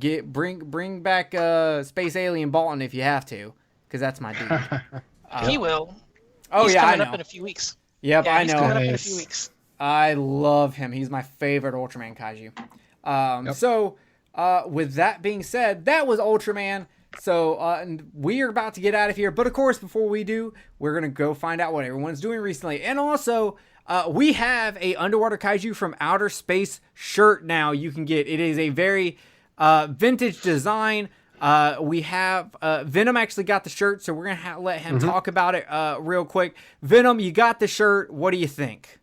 I like the shirt. I wish you and I had discussed the sharpness of the picture on the shirt. And I don't want to say that the picture is blurry. It just has a little bit of a fuzzy feel to it, which is okay because it looks like a classic, Godzilla movie poster. So it's okay if it's, ever so slightly grainy. As far as the sizing of the shirt, it fits me perfectly. It's not too big, not too small. So you don't need to order, a size too large or small, depending. I take a double X for whatever it's worth, and I got a double X. And Yeah, it fits. That's what she said. Boom. With his nuclear rocket penis. There you go. So I haven't watched it yet. I wore it yesterday to my poker game. Got some really cool buzz from some of the guys at the game. None of them are really Godzilla fans, but they were kind of jazzed. But they were like, I made my straight on the river, but I like your shirt. And you're like, well, fuck you. So yeah, I mean, ultimately, I think it's a good quality shirt. I'm not sure what the regular price of the shirt is. I bought it while it was on sale. I believe I paid $14 for mine. Yeah, I want to say it's $20 normal, but they do a sale at least once a month where you can get it for $14. So just wait and you'll be able to get it for $14. Yep. Got mine coming in the mail now, so next show I'll have you guys updated. So I just gotta order my Kill the Cash shirt now. Oh yeah, I really want to get. We did that Suicide Club design, which I know a lot of people aren't gonna get. That's very fucking specific. But I want to get that as a coffee mug. Mike. Okay, so Mike the Russian, longtime friend of mine. I want to have him on at some point because he will blow your mind with his knowledge of this stuff. Especially Ultraman. He knows all kind of Ultraman stuff, and he's a great artist who does. He's got a Facebook page called the Nihilist, NIGH space LIST, so Nihilist, but it's Nihilist, where he does a lot of just fucking out there stuff. Some of it's satire, some of it's aliens, all kind of weird stuff. He's currently working on a comic that is probably still a good year or two before it ever actually comes out, but it is kaiju related, and the story's fucking epic. He's already kind of told me about it. I'm helping him with like some of the details and stuff, but he made our shirt because I wanted us to have an Underwater Kaiju shirt, and I haven't finalized like an original idea yet, so I started just looking at posters. and I found this German poster for Invasion of Astro Monster. Now, I loved this poster. It's great. It's got Godzilla and Rodan in the middle of the earth with Ghidorah kind of above it, and it's got like the Exilians and the human characters from the movie at the bottom in like this kind of like black space background. And I really liked this design. But as much as I tried, I could not find an HD version of this picture. I could not find it anywhere. So, Mike, I wanted someone to take the words out so I could put Underwater Kaiju from Outer Space in there. Mike the Russian did it for me, and he kind of warned me. He was like, "Hey, just so you know, this is not an HD picture, so it's only going to look super small." So he told me when we did the shirts, he goes, "Just so you know, it's going to look, it might not look super HD." And I was like, yeah, I understand. I was like, that's fine, because for me, in my head, I'm looking at this and I'm going, this shirt is supposed to look vintage. Like, this poster is vintage. It's supposed to kind of, it's like when you buy like pre-faded pants or pre-ripped denim or something like that. It's kind of going for that anyway. So when I finally do make an original idea for a design for Underwater Kaiju from Outer Space, that'll be all in nice, super pretty HD. But for now, we do have this wonderful fucking poster. Hopefully Toho doesn't come after us. I don't think they will, just because I'm not making any money off this anyway, so it shouldn't matter. But they might. Hopefully they don't. So until then, you can get it. It's an awesome shirt. I really love that poster. I really love Invasion of Astro Monster, and I'm super stoked for it. And then, like I said, don't forget to tell people where they can get it. The link will be in the description, but it is at, what is it? tpublic.com. Yeah. Yep. /KilledCast. I'm about to pull it up real quick, or not pull up the website, but I'm about to pull up my fucking file that's got all my notes. It's tpublic.com, all one word, TEE public, and just do a search for Kill the Cast once you're on the site, and you're fine. And if not, it's .com/user/killthecast. So go check that out. We've got that. We've got the standard Kill the Cast logo, which is the bloody clipboard, like what they use in movies. With a machete going through it. And then we have a really cool Suicide Club one. If you've seen Suicide Club, which I hope you have. If you're watching this, you watch Japanese movies. Watch Suicide Club. It's fucking amazing. It's one of my favorite Japanese movies of all time. But there, in that movie, there's this computer screen that has red and white dots. And I've always loved that shot. So for fun, Mike the Russian just kind of did it and killed it. Because we were talking about Suicide Club, and I told him how I'd love to find a way to make that into a shirt. So he just kind of did a basic design for me. I think it'll look better on like a coffee mug than it will a shirt. So I'm going to get it as a coffee mug. But I'll get it both. Yeah, it's really dope. I'm really excited for it. So with that being said, it's time to find out what everyone has coming up. So let's go with Don. What's going on with you in the podcast world? All right. Well, we just released our second episode from hiatus on Horror Mafia. We looked at Street Trash, inspired by the recent Joe Bob showing. After that, I think we're gonna record sometime this week. We're gonna take a look at selection from our newest Patreon member. We're gonna look at The Brood from David Cronenberg. Good one. Yeah, it's going to be a first-time watch because I never even heard of it until a few years ago. Wow. I think you'll dig it. It's Cronenberg, so it's a little weird. But I'm not a huge Cronenberg fan. Yeah, I'm not going to hold out hope that John's going to like it. I'm not a Cronenberg fan. I only think he's made one good movie. What movie is that? Videodrome? The Fly. Oh, you don't like Videodrome? No, I think it's too complex and overblown. Oh, I love it. It's watchable, but I don't consider it a masterpiece. Okay, fair enough.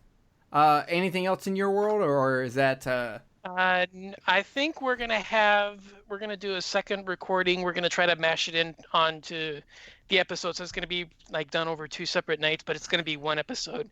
We're gonna do a special interview with a filmmaker friend of ours, and Okay. yeah, we're gonna talk to him about his latest movie. I think a friend of ours, Brandon from Exploding Heads, may join us. Nice. Because he's got a little reputation working with the director, so it'll be kind of fun. Oh, does the director go to his gym? No, I'll tell you off air. Okay. Fair enough. All right, we will move it along. Derek, what you got going on? Latest episode of Cinema Attack is Shaw Brothers Volume 2. Of course, that features Mr. Don and Nelly. Have y'all ever noticed that when Derek says cinema, he has that R on it, kind of like when in these movies when they say Godzilla? Yeah, I noticed the Godzilla. I never noticed Derek. Derek kind of says cinema. That's that sexy Boston accent, though. I think that's what it is. I just wanted to point that out. Anyway, so Shaw Brothers, continue. Yeah, we had fun recording that. Don laid some knowledge with us and told his take on the Boxer's Omen, which was a fun movie to talk about. I need to see it. Don's been talking about the Boxer's Omen. Like, I think he's done 17 podcasts just on that movie. Yeah, I'll send you it's a copy such a great to watch. movie. Okay. Yeah, it's awesome. Yeah. And of course, if you ever do Kill the Cast on it, I'd love to be there. I know you would have to be. I think if I would I think you've talked about it enough. Like if I ever do it and I need to do research, I'm gonna just listen to your 17 podcasts on it. Just start a Boxer's Omen podcast. That'd be fun showing it to new people every week. Yeah, you would. You just take everyone and be like, this is their first time watching it. They're gonna watch it, and then I'm gonna explain the movie to them. That wouldn't be bad. I'd like that. Okay. Yeah, right. That's out, and we're actually recording our first exploitation of westerns next week, so that should be interesting. We're doing 2 ones from 2 Italian horror directors, so that's coming in the future. That's about it. Okay. All right. Has everyone got 20 minutes? Because I'm about to ask Vidum. I'll be quick. All right. Go ahead, Vidum. Okay. The Horrorcast still on hiatus. Oh, I want to bring this up to you. So the Slasher app dropped, right? And I joined it. And there was there's a thing on there for podcasts where you can promote your podcast. And of course, I put Kill the Cast on there. So someone on there posted that they do a newer podcast called The Horrorcast. One word. And I commented on there. Now, it's been like 3 days. And I commented, I was like, oh, I already listened to a podcast that's been around for quite a few years called The Horrorcast. They have not responded to that. Interesting. Ultimately, honestly, I think I do remember another podcast that has Horrorcast in the title. It's not just the Horrorcast. It's something else, Horrorcast. So it's a popular name. But here's my thing. This annoys the shit out. If you're going to create something new, you need to go on Facebook, Twitter, Instagram, and Google and type that name in there and look to see if anyone's using that name. You need to go check, because here's the thing. You don't want to use a name that's already used, especially if it's being used by someone who's much bigger than you and has been around a lot. Now, if they've been dead for a few years, whatever, fuck their body.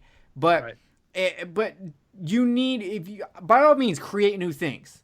You need to make sure no one is using that stuff, though, because when they Google it, if that person's bigger than you, they're finding that bigger person. Mm-hmm. You're hurting your it's like so as you all know, we're in the big boom of Friday the 13th fan films. Yeah. One of those fan films is called His Name Was Jason. And I asked the people, why would you name yourself that when there's an official documentary in the Friday the 13th franchise called His Name Was Jason? And they were just like, oh, well, we just like the name. But when anyone Googles your shit, they're going to find that documentary. Mm-hmm. Not you. So, guys, do yourself a favor. Look. It doesn't take that long to look through Instagram, to look through Facebook, to look through fucking Google and Twitter to see if anyone's using that stuff. Me and Venom just went through this because me and Venom may be working on some secret project, and we maybe have been Googling a lot of things. Yeah. You know? But check your shit. Anyway, back to the hiatus of the Horrorcast. Okay, yeah, so that's on hiatus, so there's not really a whole lot to talk about there. Theme Warriors, next episode should be recording in the next week or two. The theme for that episode is going to be underdog story. That's it. Underdog stories where the underdogs lose, very much like a Rocky or Bad News Bears type situation. Me watching every episode of Underdog there is. There you go. No one wins in that situation. Exactly. Let's see. The next episode of No More Room in Hell will be recording next weekend. We're going to be doing our first list for episode 10.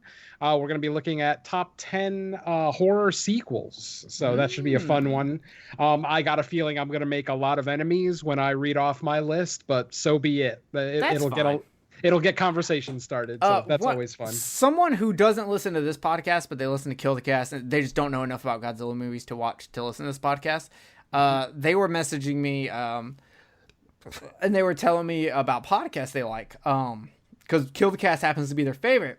Nice. But they were telling me how much they love No More Room in Hell. And specifically you, Venom. How much you're in there? They consider they were also telling me kind of their top 4 favorite people in podcasting, and you're like number 2 on that list. Let me guess, you're number 1. I am number 1. They love the Jerrys. They love the Jerry. But they were talking about how you're on that list along with people like actually I think it was a list of 5 people, but it was me, you, Watson, Dave Z, and Paul Stevenson from Who Will Survive. Yeah, so makes sense. Lots of silky smooth voices in that list. Yeah, silky smooth. The Stop, horse fell over. Okay, because I said the word horse, wasn't it?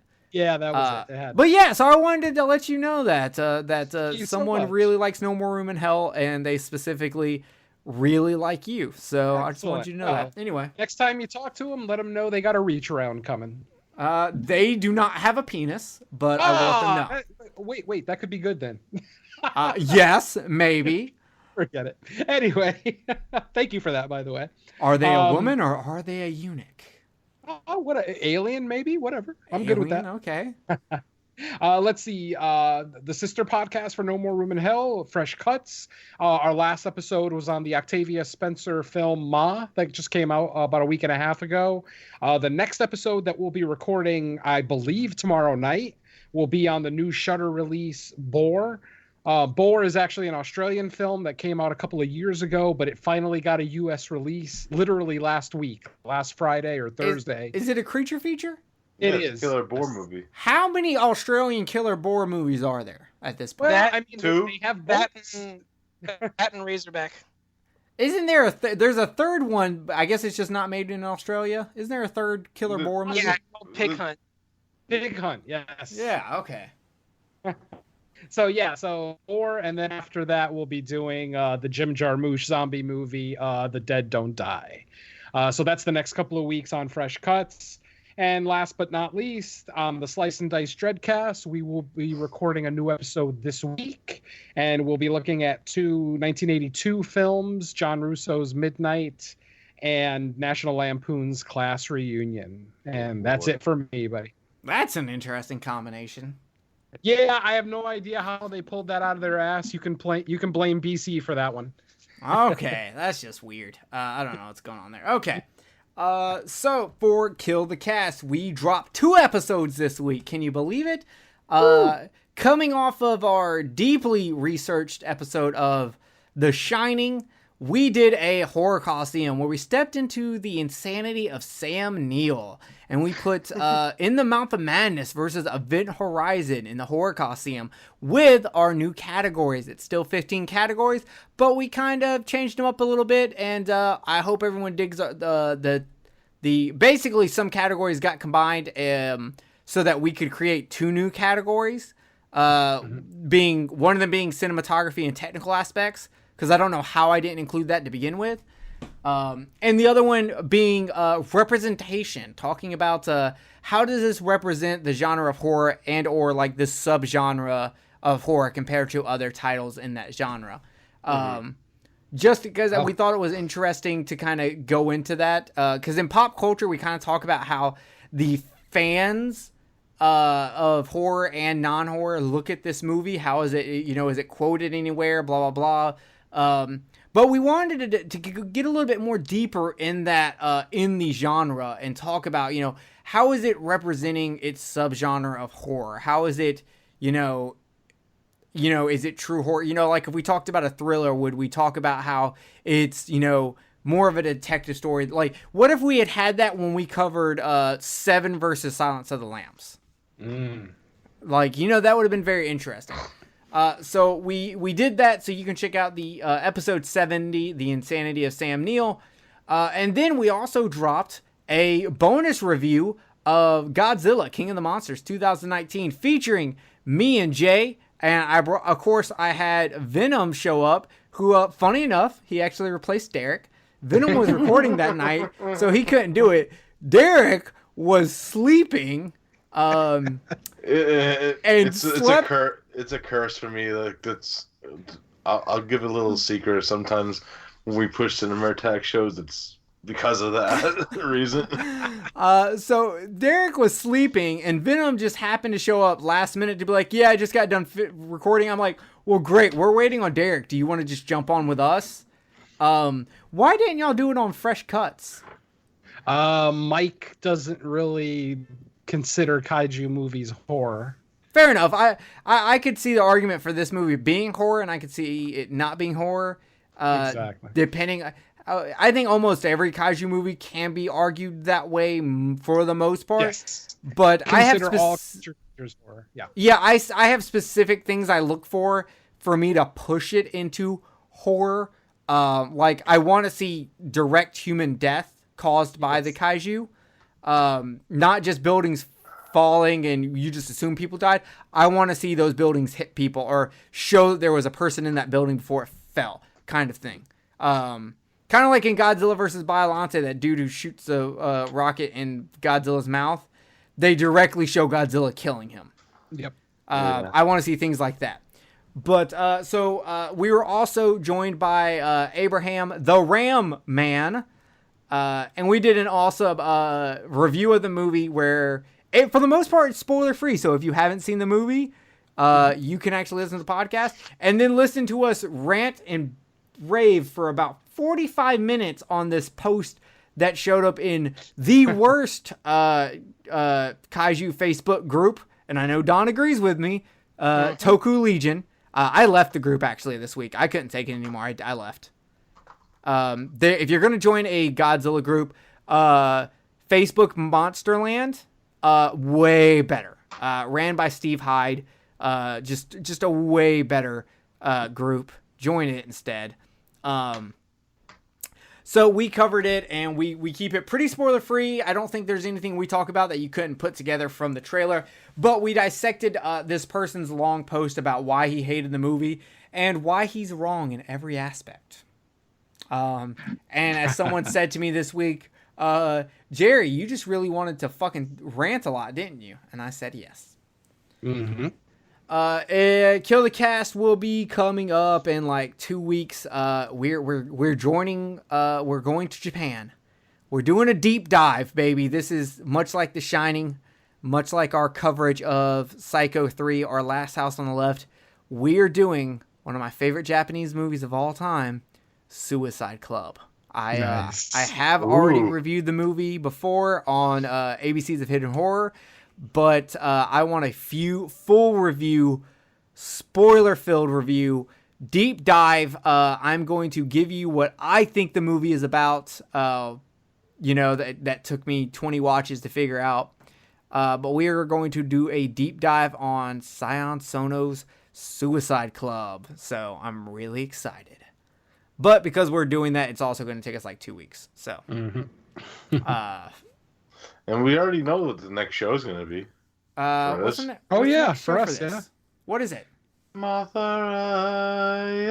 Oh yeah, that's right. We're going to be tackling Mothra, and some of us will actually be watching the new Steelcase Blu-ray release from Mill Creek. So we will also let you know how that Blu-ray is. Is it worth buying? I know right now you can still get it for like under $20 on Amazon. Yeah. So we will be reviewing that. We'll give you our opinion on how we feel the Blu-ray. I'm going to test it out against the DVD that comes out of the Icons of Sci-Fi I had box that set. DVD too. Okay, good. We will make sure we look at that and kind of judge it and see if it's worth the upgrade or not, unless you just want a steel case. I'm buying it mostly because of the steel case. Yeah. Because it looks beautiful. Same here. So we are going to be tackling that, and then upcoming here soon, we will be doing a episode that will just be 4 episodes of Ultraman, back to back to back, where we will change out who reviews each episode, so you will not hear mostly me go through the episode. I will go through one episode, then Venom will go through one, Don will go through one, and Derek will go through one, and then we'll also switch out, I guess, who's doing the Kaiju fight so that Don doesn't have to do it 4 times in a row.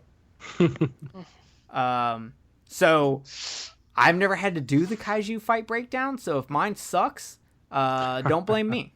Hey, I only did it once and I had a blast, so It was funny. I'll happily do it again. Okay.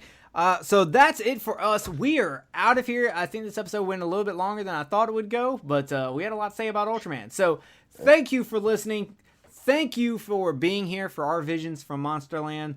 We will see you next time as we are joined by the Twin Fairies to talk about capitalism and Mothra. And long live Asian Eric Estrada. Asian Eric Estrada is in my heart forever now, even though he got murked by Godzilla.